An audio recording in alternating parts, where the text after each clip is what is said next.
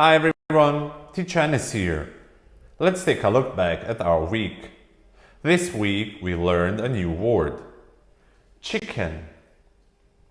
It's a chicken. We also reviewed numbers.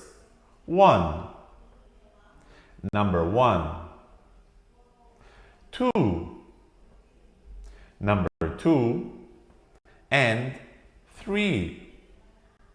Number 3.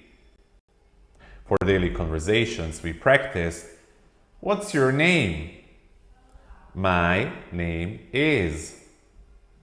How old are you? I am 2.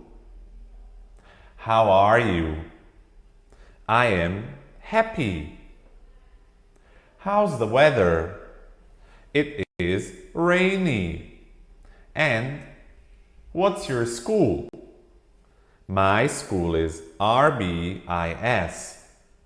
Here are some fun activities we enjoyed this week. Reading books. Dancing along to songs. Chicken dance. Matching the word with the flashcard picture. Chicken craft. And coloring the chicken.